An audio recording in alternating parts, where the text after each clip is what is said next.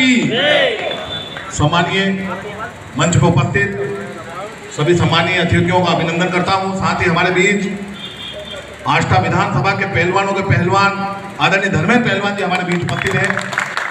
हमारी बहन जो संगठन का नेतृत्व कर रही है राधा जी, उनका अभिनंदन करता हूं। साथियों, जीवन में कुछ कमियां ईश्वर ने आपको दी जरूर है, पर कुछ खूबियां भी दी।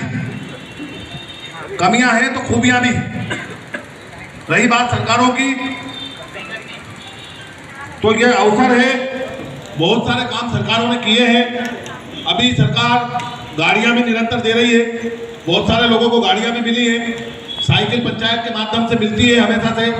और रही बात, कल बहन बता रही थी कि हमारे पेंशन की भी कोई योजना है, तो पेंशन की योजना पहले से है ही, पर जो मांगे आपकी नई निरंतर है, उसका आप एक मांग पत्र बनाएं। और सरकार हमारी भले ही है, पर उसके बाद भी हम नेतृत्व करके मुख्यमंत्री जी से आपके लिए मिलेंगे और जो भी हो सकता है आपके लिए कराने का भारत सरकार प्रयास करेंगे।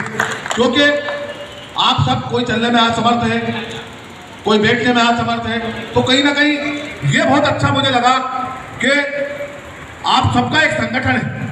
क्योंकि मैं आप सबको बता दूं कि इस आस्था की अनाज मंडी का मैं चौथी बार अभी 7 तारीख को अध्यक्ष बनकर आया हूं आप सबके आशीर्वाद से। और इस आस्था नगर में ये पूरे मध्य प्रदेश का हब है, और मध्य प्रदेश के हब के हिसाब से पूरे भारत में सबसे बड़ी तहसील है आस्था। 365 गांव इसमें है। जितने साल में दिन होते हैं उतने इसमें गांव इस विधानसभा, तो व्यापार की दृष्टि से भी ये बहुत बड़ा एक हब है। अब हब जब ये था तो हमारे जो व्यापारियों की लड़ाइयाँ हमेशा प्रशासन और शासन के लोगों से रहती थी, और कोरोना जैसी भीषण बीमारी में भी बड़ी दिक्कतें आई। तो 2020 में एक ऐसा भी समय आया कि सारे आस्था नगर के पूरे हमारे जितने भी वरिष्ठ व्यापारी हैं, छोटे व्यापारी हैं, उन्होंने एक महासंघ का निर्माण किया, और आप सबके आशीर्वाद से तीसरी बार मैं उसका नेतृत्व कर रहा हूं अध्यक्ष के रूप में। संगठन में शक्ति है, अकेला व्यक्ति कुछ नहीं कर सकता। 2020 के पहले हमारे आस्था के व्यापारी अपनी स्वयं लड़ाई लड़ते थे, और आज उनके साथ रुपेश राठौर उनकी लड़ाई लड़ता है महासंघ के बैनर। ये कहीं ना कहीं ताकत है। आज आप सब एक जन्म पे हैं, आप सबका ये समूह, मैं आप सबके उज्जवल भविष्य की कामना करता हूं। और आपने जो समूह का निर्माण किया है, निश्चित ही एक नई रंग लेकर आएगा आपके लिए। आप भी याद करेंगे कि यार मैंने उस दिन क्या कहा।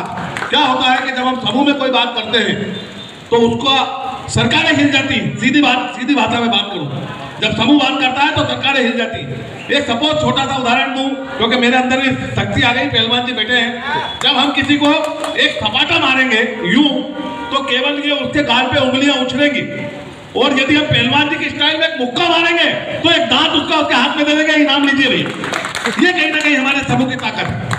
तो आप सब निरंतर बहुत अच्छा कार्य कर रहे हैं। जो कमियां ईश्वर ने दी है उसको तो मैं क्या, भगवान भी अब पूरी नहीं कर सकता, तो वो तो हमारे जब तक हम इस पृथ्वी पे हैं वो रहेगी। पर हम क्या अच्छा कर सकते हैं। कल बहन मेरे यहाँ पहुंची, मैंने बहन से एक ही बात कही कि आप विषय छोड़िए, आप तो ये बताइए क्या करना है।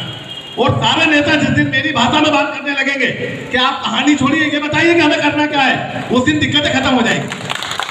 तो आप सबका निवेदन भी था, आग्रह भी था, और मेरे को भी आना था, पर आज आस्था नगर में बहुत बड़ा विशाल पथ संचालन है, उसमें हम लगे हुए हैं। पर कहीं ना कहीं बहन का और भाइयों का सबका आदेश था कि आप 5 मिनट के लिए आ जाना।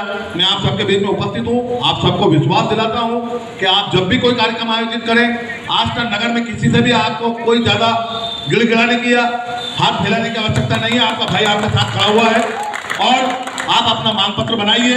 हम मुख्यमंत्री जी से बात करेंगे, विधायक जी से बात करेंगे, और वैसे तो सरकारें आपके लिए बहुत सारा कर रही, हमें पता है, बहुत सारी योजना है। वो बात अलग है कि जो सरकारी स्तर पर कर्मचारी तवज्जो नहीं देते हैं, पर सरकार तो बहुत चिंतित है, काम कर रही है, और चीजें मिलती भी हैं, उपलब्ध भी हैं। और जो कमियां हैं उसका हम मांग पत्र माननीय मुख्यमंत्री जी को, विधायक जी के माध्यम से सौंपेंगे, और हमारे संगठन की ताकत बताएंगे। हम आपके साथ हैं, यहाँ पर बुलाया, सम्मान दिया, और मुझसे सहयोग लेने के लायक आपने मुझे समझा, इसके लिए मैं आपका अभिनंदन करता हूँ। और हमेशा आपके साथ में खड़ा हूँ, मेरी पूरी टीम खड़ी है। हमें जाना है, आपके बीच में हम उपस्थित हुए, आपने सम्मान किया, बहुत धन्यवाद। जय श्री राम।